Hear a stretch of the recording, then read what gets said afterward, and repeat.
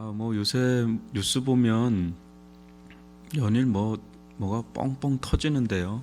에, 제가 느끼는 거는 이제 스트레스 있잖아요. 삶에서 밀려오는 여러 스트레스가 지금은 막 쌓이는 때거든요. 그러니까 이때 이 스트레스를 어떻게 잘 푸느냐가 또 관건인 것 같고요. 스트레스 안 받을 수는 없어요. 근데 그거를 이제 어떻게 푸느냐가 더 중요한데, 그 지혜가 많이 필요한 영역이 그 영역입니다. 어제는 이제 명역에 대해서 이제 영적인 면역, 또 정서적인, 육체적인 뭐 이런 부분을 좀 얘기했지만, 이 스트레스의 영역도 상당히 또 큰 영역 중에 하나입니다. 자유로울 사람이 없어요. 이 부분에 지혜가 많이 필요한 부분인데요. 여러분, 지금이 그러한 때가 아닌가 싶습니다. 오늘 하루도 여러분들 주 안에서 스트레스를 좀 날려버리는, 오늘 또 금요 철야가 있지 않습니까? 좀 말씀을 보고 또 기도하고 또 찬양하는 가운데 은혜를 받고 그때 이겨낼 수 있는 힘이 주어질 줄 믿습니다. 기도하겠습니다. 사랑의 하나님 아버지, 연일 이 코로나의 사태 속에 우리의 일상의 많은 변화 속에 이제는 적지 않게 적응해가는 면이 또 있습니다. 그러나 아버지 하나님, 한 번도 경험하지 못한 이런 상황 속에서 저희들이 육체적으로 또 정신적으로 영적으로 알게 모르게 의식적으로나 무의식적으로나 아버지 느끼게 되는 이 스트레스가 참 많습니다. 이겨낼 수 있는 힘을 주시고 해소가 되는 길을 지혜롭게 분별하여 나아갈 수 있도록 아버지 저희들을 이끌어 주시고 인도하여 주시옵기를 원합니다. 아버지 하나님, 주님을 만나기를 원합니다. 어려운 환난 속에 주님을 만나기를 원하고 또 좋은 믿음의 사람들을 만나기를 원하고 하나님, 좋은 일들을 또한 만날 수 있는 만남의 복을 허락하여 주시옵기를 원합니다. 우리 자녀들을 축복하여 주옵소서. 어려운 가운데 학업을 진행하고 있습니다. 특별히 우리 고3 수험생들을 국률이 여겨주셔서 갑절의 은혜를 주시고 지혜를 주셔서 이 어려운 시기를 흔들림 없이 갈 수 있도록 주님께 지켜보아여 주옵소서.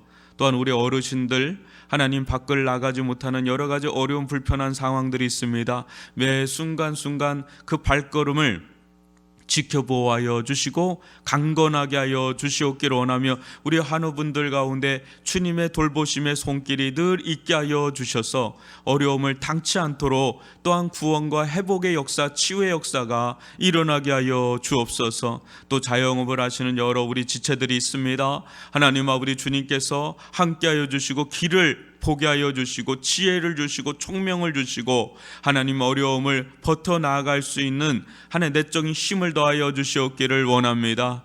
아버지 하나님, 살 길을 열어 인도하여 주옵소서.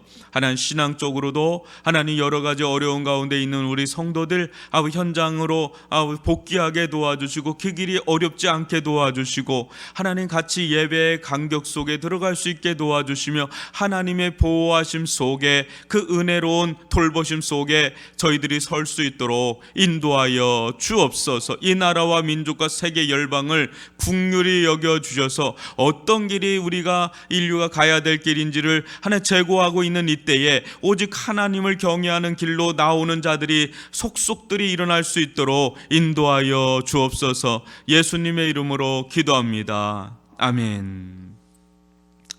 오늘 말씀 마태복음 10장 16절입니다. 마태복음 10장 16절 말씀을 제가 봉독해 드리도록 하겠습니다. 보라, 내가 너희를 보냄이 양을 이리 가운데로 보낸가 같도다. 그러므로 너희는 뱀같이 지혜롭고 비둘기같이 순결하라. 아멘. 보라, 내가 너희를 보냄이 양을 이리 가운데로 보낸가 같도다. 그러므로 너희는 뱀같이 지혜롭고 비둘기같이 순결하라. 아멘. 여러분도 아시다시피 기독교의 참된 모습 중 하나는 무엇입니까? 세상으로 들어가는 거죠. 세상으로 들어가는 거죠. 근데 이제 들어간다는 게 좀 다른 의미죠. 그 전에 우리도 세상에 있었기 때문에 세상에 또 들어가고 이런 게 뭐가 있겠어요? 우리가 절이나 이런 데가 아닌 이상, 뭐 수도원이나 이렇게 가지 않는 이상 우리는 늘 세상에 있었고 늘 세상에 머물고 또 세상에 살고 있죠. 근데 여기서 의미는 뭐예요? 우리 존재 자체가 세상에 뿌리를 받고 있다가 예수를 만납니다. 그러면 마치 시냇가에 옮겨 심은 나무처럼 예수님께 옮겨가게 되는 그런 일들이 일어나죠. 그런데 예수님은 다시 뭐라 그래요? 세상에 들어가라 그래요.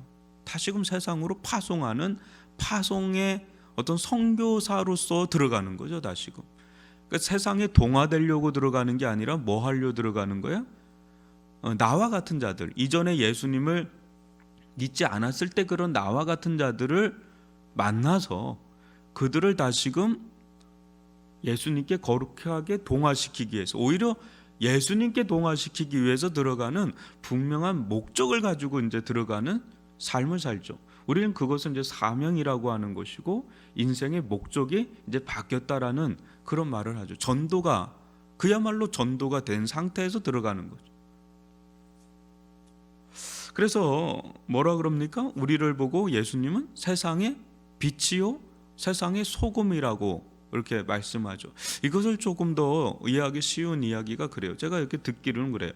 탈북을 합니다. 탈북자들이 탈북을 하는데 그들이 그 만주, 이 북간도 쪽으로 넘어가면서 전도를 받게 돼요. 그 중에 어떤 사람은 전도를 받고 예수님을 만나는데 그들은 가던 길을 멈추고 돌아가요. 다시 압록강과 두만강을 건너서 돌아가요. 그 왜 돌아가냐? 그러니까 자기가 진짜 지옥 같은 이 북한을 탈출해서 이제 가족은 있는 겁니다. 그래서 자기는 자유를 향해서 또 먹고 살기 위해서 탈출하는 거예요. 그런데 이 예수님을 만나고 나니까 눈이 떠진 거예요. 진짜 지옥이 따로 있구나. 진짜 지옥이 있구나. 진짜 이게 불쌍한 게, 진짜 불쌍한 게 따로 있구나. 그게 눈 떠진 거예요. 그러니까 눈물이 그렁그렁한데 누가 보이냐면 자기 가족들이 보이는 거예요. 그 순간에 도저히 자기가 가던 길을 못 가겠네. 왜? 자기가 이 복음을 알고 있으니까, 자기가 구원을 받으니까 도저히 자기가 이 세상에서 먹고 사는 그 길을 못 가겠는 거야. 그 죽더라도 자기 가족 더 불쌍한 거죠. 왜? 진짜 지옥, 생지옥 같은 데서 살고 있는데 더 진짜 지옥이 따로 있으니 그걸 안 거예요. 그러니까 못 가고 돌아가는 거예요. 그래서 때로는 잡혀가지고 총살당하기도 하고 그러는데 복음을 전하는 이들이 있다는 얘기를 제가 들었습니다. 그거죠. 그게 바로 이거예요. 우리가 세상으로부터 구원받았어요. 근데 구원받고 나서 우리의 마음이 편치가 않은 거예요. 우리 자체는 좋아요. 근데 너무너무 불편한 거예요. 세상에 그전에는 그런 적이 한 번도 없었는데 너무너무 불편한 것. 나만 구원받기에는 너무너무 괴로움이 있는 거예요. 그게 사도 바울도 그런 심정을 토로하지 않습니까? 다시 들어가는 거죠. 그게 이제 첫 번째고 세상에 대한 관점입니다. 근데 두 번째, 예수님이 바라보는 관점. 그래서 예수님은 보내세요. 보내시는데 뭐라고 그러시면서 보내냐면 세상의 실체에 대해서 말을 하고 또 보내요. 세상은 그렇게 구원받을 곳이면서 동시에 어떤 곳이래요? 이리로 득실거리는 곳이라는 거예요. 그러니까 너희가 애잔한 거예요. 보내긴 해야 되는데 너무 애잔한 거야. 왜냐? 이리로 득실거리는 그곳에 이 제자들은 그야말로 어린 양떼 같은 거죠. 찢기고 뭐 죽고 뭐 이럴 수 있는 충분한, 여러분 어떻게 양이 이리를 섬길 수가 있습니까? 어떻게 양이 이리를 도울 수 있느냐 말이에요. 피해 다녀야죠. 그러니 예수님의 마음이 이게 찢겨지는 듯한 그런 안타까움을 가지면서도 세상을 긍휼히 여기는 마음이 더 크니까 보내는 거예요. 그러니까 이리떼와 같다는 겁니다. 그런 가운데 제자들이 그런 이리떼로 득실거리는 세상에서 어떻게 지내야 되는지를 두 가지로 얘기하는데, 하나는 뭡니까? 뱀처럼 지혜가 있어야 된다. 또 하나는 뭡니까? 비둘기처럼 순결해야 된다. 근데 지혜는 이해가 가는데 순결은 왜 얘기를 할까요? 예수님께서. 제가 탈북해가지고 온 전도사님하고 같이 수업을 받았거든요. 신대원 시절에. 그분이 그래요. 진짜 사선을 넘더라고요. 끔찍한 이야기들이 많아요. 아침에 얘기를 못 하겠습니다. 이 북한의 실상에 대해서 얘기를 하는데 저는 그 얘기하면 여러분들 상상이 돼서 좀 충격을 받을 거예요. 근데 그런 상황에서 가까스로 이제 탈북을 한 거예요. 근데 왜 탈북했냐면 신앙의 자유를 위해서 탈북했대요. 신앙이 먼저 있었던 거예요. 자기하고 친구가 이렇게 나온 겁니다. 근데 거의 순교자적인 영성으로 자기들이 살았대요. 근데 자기는 이제 여기 남한에 와서 이제 목회자의 길을 가려고 이렇게 왔는데 또 다른 친구도 자기와 같은 친구였는데 신앙을 잃어버렸대요. 남한에 와가지고. 왜 그런 거 같더니 이 자본주의에 눈을 뜬 거야. 제가 그 얘기를 들으면서 북한 땅도 무서운 땅이지만 남한 땅도 신앙생활하기에는 무서운 땅이구나. 그걸 제가 그때 좀 깨달았어요. 그러니까 흐물흐물해지는 거예요. 흐물흐물해지. 제가 중국에도 갔었는데 그 선교사님이 그래요. 점점 중국 사람들이 호주머니에 자본이 들어가고 있다. 제가 거의 다 한 20년 전에 이야기를 하는 겁니다. 그러면서 신앙도 이 신앙을 유지하기가 어려울 것이다. 그런 얘기를 저한테 한 적이 있었거든요. 베이징에 있는 선교사님이. 그래요. 그러니까 이 순결함을 잃어버리기가 쉽다는 거예요. 그러니까 무엇이냐면 이리때가 사는 그곳에 동화되기가 쉽다는 거에서 순결함이 있는 거예요. 순결함, 여러분, 순결함은 뭘까요? 기독교에서 말하는 순결함은 뭘까요? 토마스 왓슨이라고 하는 청교도 신학자면서 목회자가 이런 얘기를 합니다. 기독교의 순결함, 거룩은 태비가 있다면 태비 속으로 비쳐 들어가는 빛과 같은 것이다. 여러분 태비 아시나요? 그 시골에 가면 이게 구판장 같은데 막 이런데 앞에 큰 공터가 있습니다. 그런데 막 태비를 막 마을 어르신들이 막 쌓아놔요. 저는 어렸을 때 그 태비 속에다가 막 비밀 통로 만들어 놓고 본부 만들어 놓고 애들하고 막 놀았던 기억이 있거든요. 정말 재밌어요. 근데 그 태비가 한 달, 두 달 쌓이잖아요. 그럼 온갖 거기서 이제는 막 부패가 일어나는데 그게 이제 거름더미가 되는 거예요. 그걸 가지고 이제는 막 쓰는 거죠. 막 숙성시키고 부패시키고. 그러니까 얼마나 그게 이제 악취도 나고 더러워요. 우리가 볼 때는. 근데 거기에 빛이 들어가면 빛이 들어가는 겁니다. 근데 동화되진 않아요. 구별된단 말이죠. 그게 거룩이라 그랬어요. 예수님 보시면 이 세상 가운데 온 거 자체가 세상에 들어온 거죠. 근데 예수님은 들어오셔도 어디로 들어가요? 꼭 죄인들하고 어울려요. 그러니까 다른 사람들, 바리새인들, 이 사람들은 아주 철벽방어를 하면서 막 예수님을 욕을 하는데 예수님 완전히 그 속에 들어가거든요. 근데 동화되진 않아요. 동화되지 않고 어떻게 해요? 오히려 세리들도 끄집어내고 창녀들도 끄집어내고 귀신 들린 자들도 끄집어내고 다 끄집어내는 그게 진짜 거룩이라는 거예요. 어디 막 숨어서 있는 게 거룩이 아니라 세상으로 들어가는데 동화되지 않고 그들을 전복시키는 거예요. 전도시키는 거예요. 근데 바리새인들은 겉으로는 그래 속은 다 그냥 시커멓던 사람들이 오히려 바리새인. 그게 위선이죠. 진짜 참된 거룩은 뭐예요? 세상 속으로 들어가는데 동화되지 않고 그네들과 어울릴 줄 아면서도 동화는 안 돼. 영향을 안 받아. 오히려 거룩한 전염을 해요. 거룩한 동화를 시켜요. 그거예요. 제가 어제도 기도를 하는데 이런 생각이 들어요. 코로나 바이러스도 있지만 이 정신적인 경제적인 바이러스도 있고 이게 영적인 코로나 바이러스도 있겠다. 이거 뭔가 차단해야 되겠다. 이런 생각을 확 이렇게 좀 드는 겁니다. 우리들 가운데 이 순결함을 잃어버리게 하는 것들이 막 들어오는 거예요. 우리가 어떻게 그러면 이 순결함을 지킬 수 있을까요, 여러분? 이 순결함의 기준을 먼저 알아야 됩니다. 우리가 말하는 이 순결함의 기준은 내가 아니에요. 또 세상의 어떤 잣대도 우리의 기준이 될 수가 없어요. 우리의 순결함의 기준이 뭡니까? 하나님과 하나님의 말씀이라는 거죠. 하나님 앞에 성계 순결이에요. 하나님의 말씀 앞에 성계 순결인데, 그러면 순결하기 위해서는 우리가 어떻게 해야 하는? 순결은 어디서 나오는가? 순결은 거룩은 어디서 나오는가 본다면 첫 번째는요, 정직한 직면하기에서 나와요. 정직한 직면하기. 근데요, 여러분 그거 아세요? 정직하게 직면하는 사람이 별로 없어요. 다 어떻게 직면하냐면 다 자기 주관적으로 직면해요.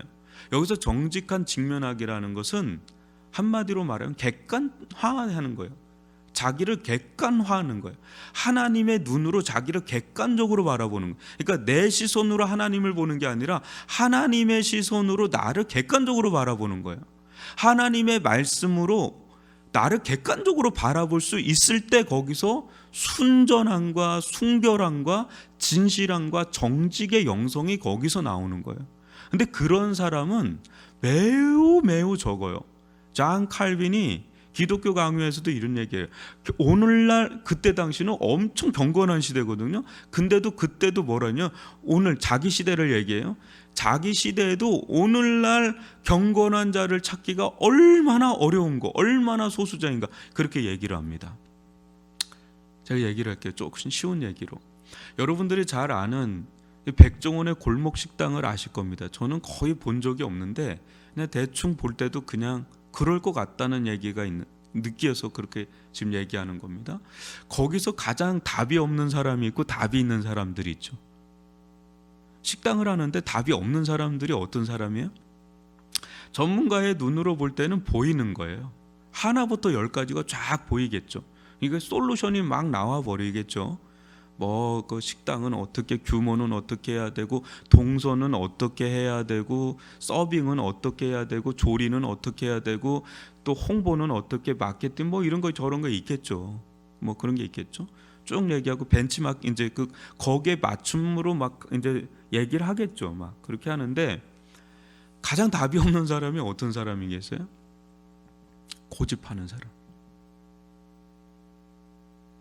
근데 고집을 해도 좋아요. 장인 정신을 가지고 고집하면 좋은데 그냥 이제 자기를 너무 믿는 거야. 자기를 주관적으로만 바라보는 거야. 자기를 객관적으로 못 바라보고 자기를 주관적으로 바라보는 거야. 그래 이러면 되겠다라는 아주 거기에 또 고집을 또 부리는 거죠. 그러면 이제 답이 없는 길을 가는 거예요. 왜? 안 들리니까. 그 변화가 없어요. 그럼 어떻게 해요? 그냥 그대로 가는 거예요. 그러니까 그 수준에서 머무는 거죠. 계속 그 수준으로. 그래서 뭐 이제 지탱할 수도 있고 또 안 될 수도 있겠죠. 근데 어떤 사람이 그럼 되는 사람이겠어요? 저 전문가의 말을 저 사람이 개인적으로 하는 얘기가 아니라 매우 우리를 이제 자기들을 객관적으로 바라보고 있고 시대의 흐름이나 그 어떤 고객의 흐름을 정확하게 저 사람이 얘기한다는 신뢰를 하는 거죠. 그리고 그것을 가지고 자기를 직면하는 거예요. 그러면 어떻게 돼요? 첫 번째는 아파요. 매우 매우 아프겠죠. 고통스럽겠죠. 왜냐하면 자기가 지금까지 지탱하고 있는 걸 내려놔야 되고 그거를 들여다보면 너무너무 바뀌어야 될 것들이 많으니까 너무 고통스럽죠. 근데 그것을 하나하나 습득을 해나가서 자기화하기 시작하면 뭐가 일어나요? 변화가 일어나죠. 변화가 일어나는데 어느 순간에 정말 길이 열리는 거죠.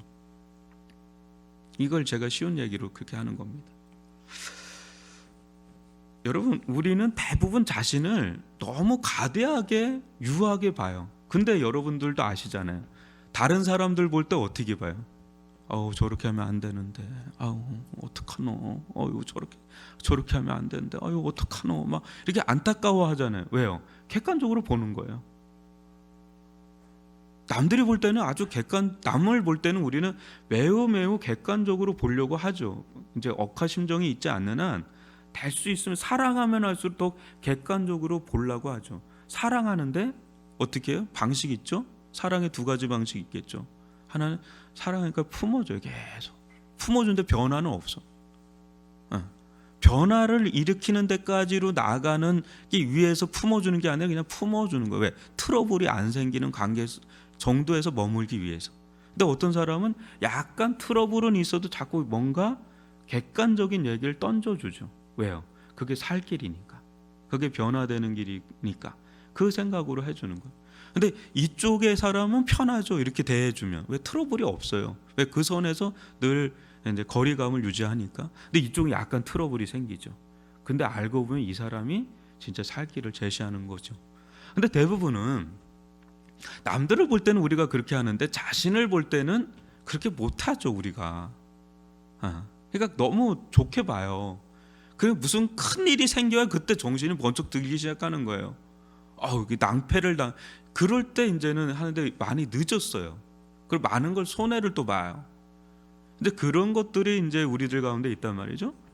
그러니까 너무 자기를 가대하게 좀 보는 경향이 우리들 안에 있고, 어느 때는 너무 또 자기를 가소하게 봐요. 그렇게까지 안 봐도 되는데 너무 자기에 함몰돼 가지고 무너지는 경우도 또 있어요. 그것이 아니라 객관적으로 볼 수 있는 눈이 직면하는 정직한 직면이 실은 순결의 첫걸음이에요.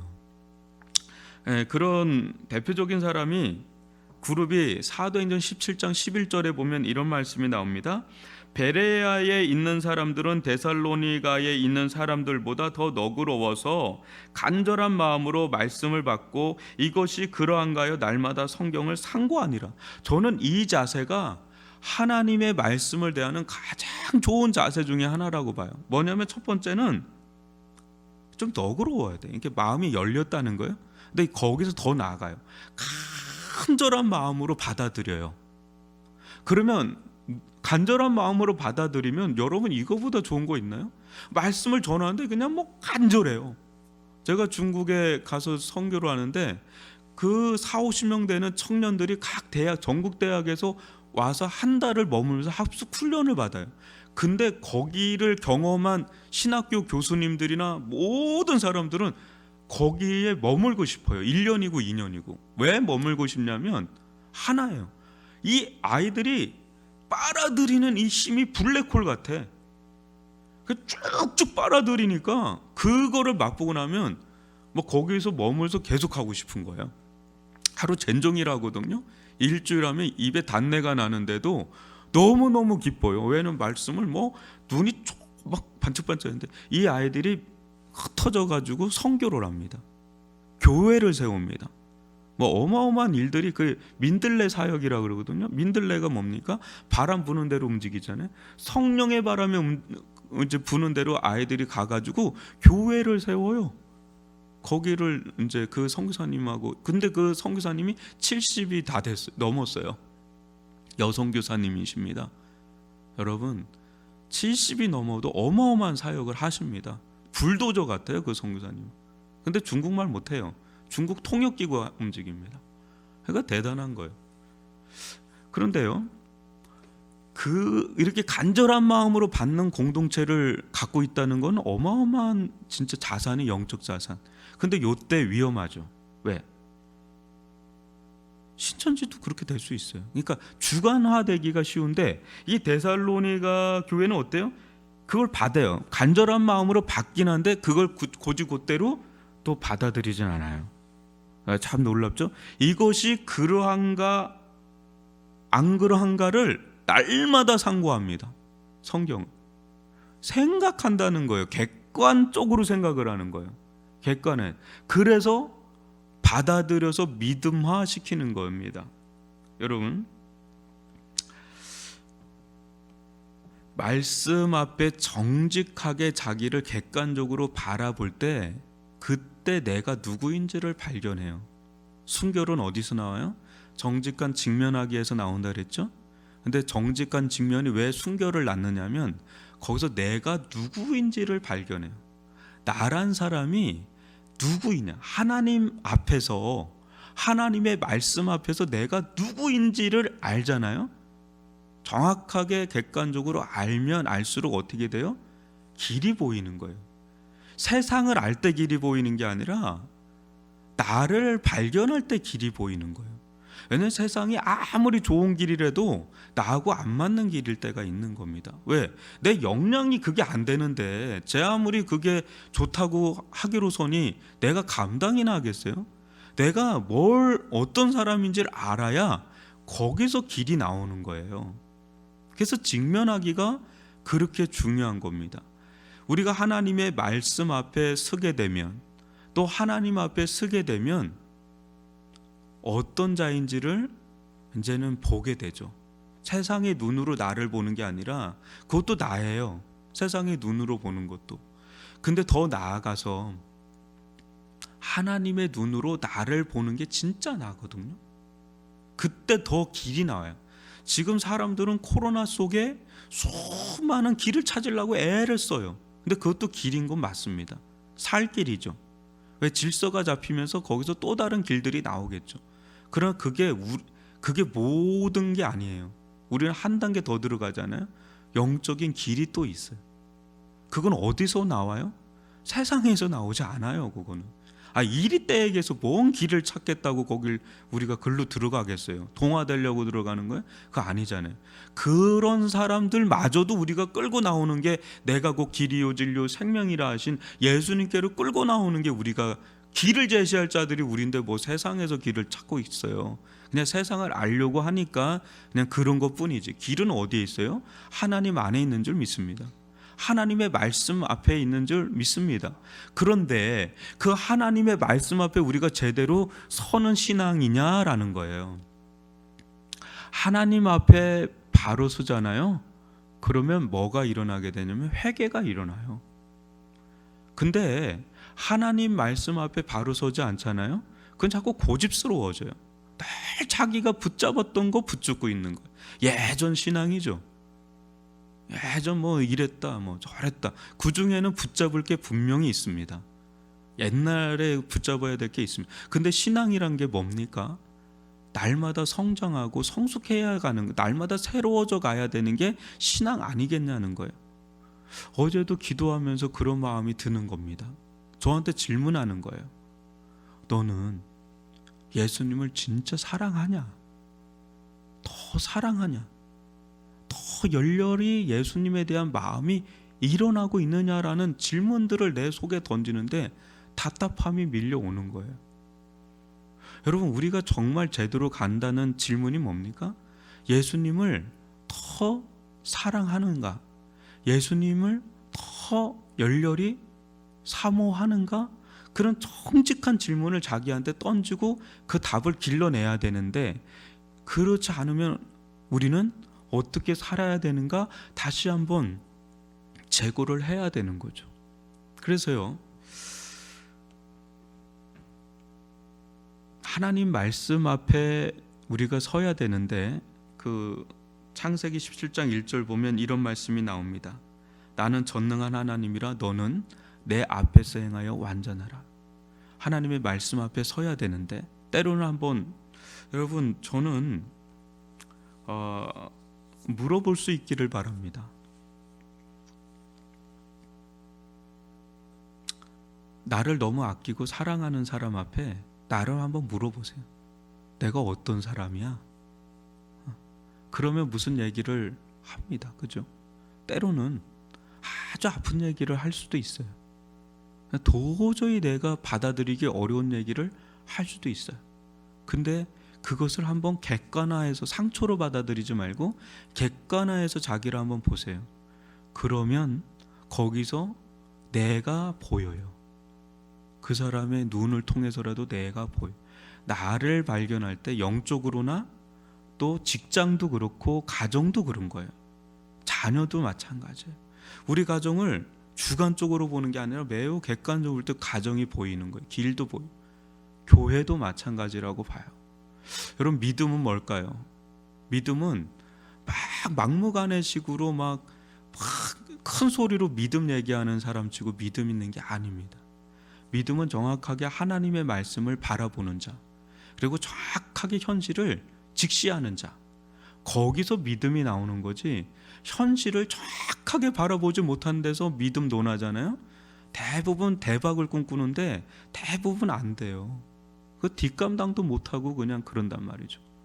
믿음은 정확하게 알아야 돼요. 아브라함 아시잖아요. 정확하게 알아서 자기 상황을, 하나님의 말씀도 정확하게 알았어요. 거기서 믿음을 발해요. 우리 가정도 막연하면 안 돼요. 직장도 막연하게 이렇게 하면 뭐가 되겠지라고 하는데 되는 거 봤습니까? 거기서 막 믿음을 하는데 믿음은 그런 식으로 오지가 않다는 걸 알게 돼. 현실을 정확하게 알아요. 내가 어느 정도의 역량인지 또 어떻게 되는 건지 그런 걸 정확하게 대부분을 파악하고 나서 믿음을 이제 발휘해야지. 그런 게 아닌 곳은 안 돼요. 보면 지금 저는 그런 것들을 여러모로 좀 고민하고 있고 기도하고 있습니다.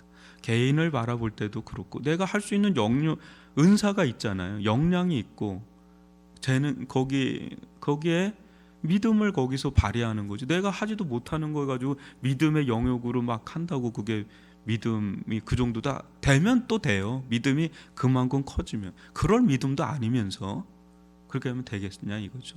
가정을 봐도 그렇고 개인을 봐도 그렇고 직장과 나라를 봐도 그렇고 교회를 봐도 그래요. 하나님의 말씀, 하나님은 너무너무 정확하세요. 근데 우리가 정확하게 바라보지 못할 뿐입니다. 하나님 앞에 다시금 정직하게 직면할 때 거기서 우리의 순전함이 나오고 거기서 정직함이 나오는 것이고 거기서 순결함과 거룩함의 영성이 나오게 되는 줄 믿습니다. 오늘 말씀을 가지고 또 묵상하는 그런 하루 되기를 바랍니다. 기도합니다. 사랑의 하나님 아버지, 주님께서 저희들로 하여금 정말 이 이리대로 득실거리는 세상 속에서 정직하게 또 거룩하게 진실하게 순전하게 순결하게 살기를 원하시는데 정직한 직면하기를 원합니다. 하나님 앞에 서기를 원합니다. 하나님의 말씀 앞에 저희들이 서기를 원합니다.